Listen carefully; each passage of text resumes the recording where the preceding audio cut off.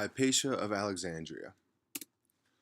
Hypatia was born between 350 and 370 AD. This is a big debate between historians of when she exactly was born. It's hard to tell because of the documentation of births back in these times was not very good, but some people believe that she was about 60 years old when she died in 415 AD, which brings her birthday to be around 350. Some people think she was 40, which would bring her birthday to be around 370 AD. Hypatia was a mathematician, philosopher, scientist, and teacher. She was the first well-documented female mathematician, and she was, quite frankly, one of the best mathematicians of her time. And she was born and she died in Alexandria, Egypt, and she did most of her work in Alexandria, Egypt as well. But she did, however, go to school in Athens.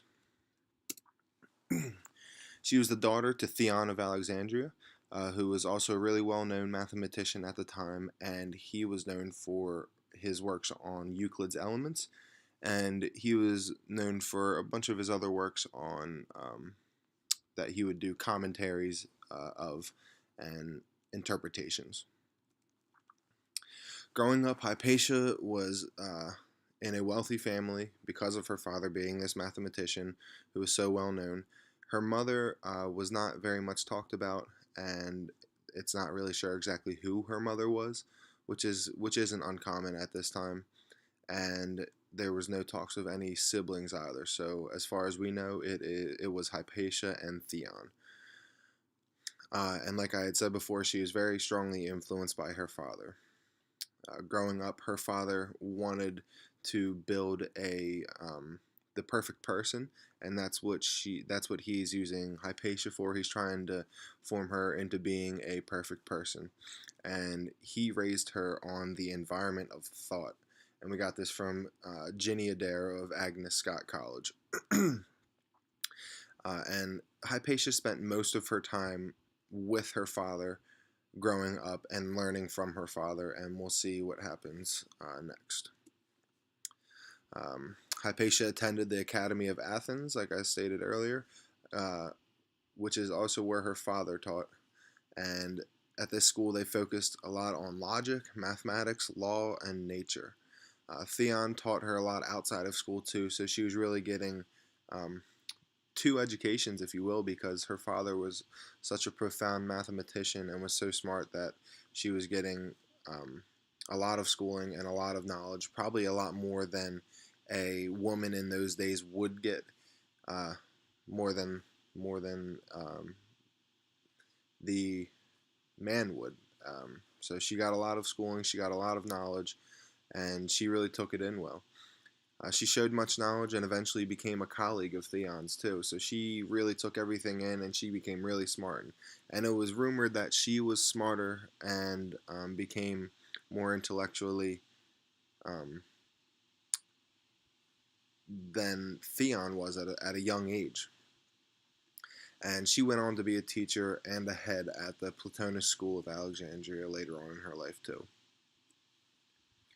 So some of the contributions that she made were in algebra, and one of the biggest ones that she made, I believe, was of Diophantus's ideas on quadratics and equations having multiple solutions. So what her father did, she did a lot of interpretations and commentaries on other mathematicians' ideas and concepts. So Diophantus was said to be the father of algebra, and it is said that without Hypatia's commentaries and editing and interpretations of his quadratics and equations having multiple solutions, that there would be no records of his works today. So some people are actually calling Hypatia the mother of algebra, which is pretty interesting. And we can see where this is relevant in mathematics even still to this day. I mean, every single person who goes through high school is going to learn about the quadratic equation, is going to learn about quadratics having multiple solutions, and we can thank all of this to Hypatia. And another one of her largest contributions to math has something to do with Apollonius's conics. And we're going to look at an excerpt the from an article from Ginny Adair again from Agnes Scott College. She edited the work on conics of Apollonius, which divided cones into different parts by a plane. This concept developed the ideas of hyperbolas, parabolas, and ellipses. With Hypatia's work on this important book, she made the concepts easier to understand, thus making the work survive through many centuries. Hypatia was the first woman to have such a profound impact on the survival of early thoughts in mathematics. So once again, we see the trend that Hypatia is recording these and she's interpreting them for people to understand for centuries ahead of her. And we're going to look at another excerpt from Michael Mercer this time of that most of the writings Hypatia completed were actually meant to be used as textbooks to help her students with difficult math concepts. So while she was doing this to make a contribution in mathematics, she was actually also doing it to help her students out as well. So I mean, the relevance of these two contributions to mathematics today, I mean, is still very apparent, and it's easy to see. And we can also see how the times that Hypatia was living in and what people were working on in mathematics were obviously so prominent in Alexandria and in Athens that Hypatia was working on them. And she was trying to interpret them and she was trying to understand them, and then she finally did.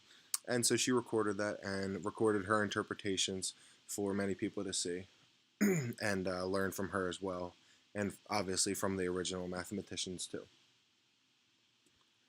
And as for some dirt or some gossip about Hypatia, there was definitely a lot of gossip at the end of her life, and this is actually the story of how Hypatia died.